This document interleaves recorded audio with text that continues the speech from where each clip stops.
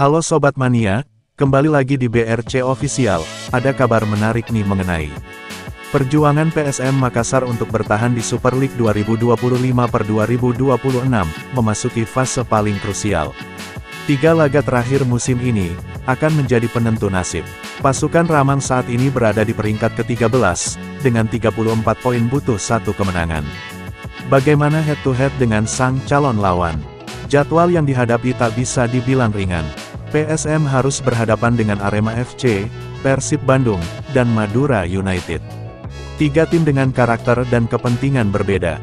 Kombinasi tekanan klasemen dan kekuatan lawan, membuat 3 laga ini layak disebut sebagai neraka bagi PSM.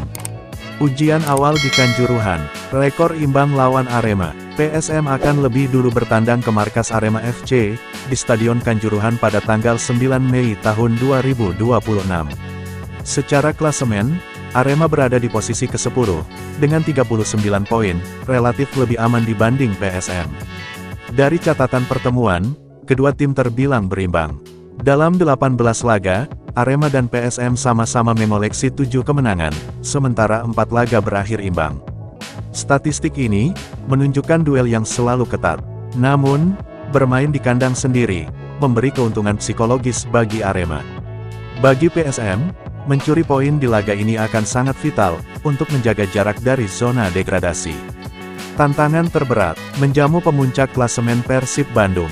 Ujian sesungguhnya menanti PSM saat menjamu Persib Bandung di Stadion Gelora BJ Habibie pada tanggal 17 Mei tahun 2026. Persib datang sebagai pemuncak klasemen dengan 72 poin, dan berstatus kandidat kuat juara.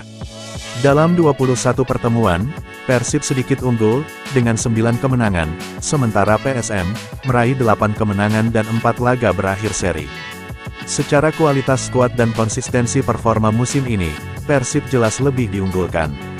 Namun, bermain di kandang sendiri, memberi harapan bagi PSM, untuk menciptakan kejutan.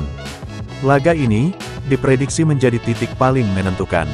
Jika mampu meraih poin, peluang PSM bertahan di Liga 1 akan semakin terbuka.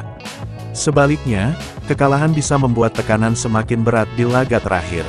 Penentuan di Madura, duel tim papan bawah. Laga terakhir akan mempertemukan PSM dengan Madura United di Stadion Gelora Ratu Pamelingan pada tanggal 23 Mei tahun 2026. Madura United saat ini berada di peringkat ke-14 dengan 32 poin, hanya terpaut 2 angka dari PSM. Artinya, laga ini berpotensi menjadi final bagi kedua tim dalam menentukan siapa yang bertahan dan siapa yang terancam turun kasta. Dari 19 pertemuan, PSM sedikit unggul dengan 9 kemenangan, sementara Madura United 8 kemenangan, dan 2 laga berakhir imbang. Namun faktor kandang bisa jadi pembeda. Madura United tentu tak ingin kehilangan poin di depan pendukungnya sendiri, dalam lagi hidup mati seperti ini. 3 laga, 3 karakter, 1 nasib. 3 pertandingan terakhir, PSM menghadirkan tantangan dengan karakter berbeda.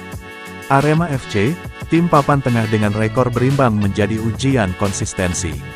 Persib Bandung, pemuncak klasemen merupakan ujian kualitas dan mental. Madura United, rival langsung di papan bawah adalah ujian tekanan dan keberanian.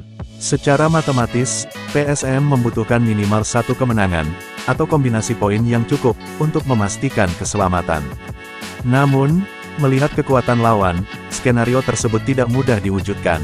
Kunci utama PSM terletak pada stabilitas lini belakang dan efektivitas serangan. Dalam situasi seperti ini, pengalaman pemain senior, serta ketenangan dalam mengambil keputusan akan sangat menentukan. Selain itu, faktor mental menjadi aspek krusial. Tekanan untuk bertahan di kasta tertinggi, kerap membuat tim tampil di bawah performa terbaiknya. Jika PSM mampu mengelola tekanan tersebut, peluang untuk selamat tetap terbuka. Jalan terjal menuju keselamatan. 3 laga tersisa, bukan sekadar pertandingan biasa bagi PSM Makassar. Ini adalah ujian terakhir, yang akan menentukan masa depan klub, di kompetisi tertinggi sepak bola Indonesia. Apakah pasukan Ramang mampu melewati neraka ini, dan bertahan di Liga 1? Atau justru harus menerima kenyataan pahit turun kasta? Jawabannya akan ditentukan dalam 14 hari paling menegangkan bagi PSM musim ini. Nah itu dia sobat untuk update kabar hari ini. Bagaimana pendapat kalian sobat? Tulis pendapat kalian ya sobat, dan jangan lupa like, komen dan subscribe.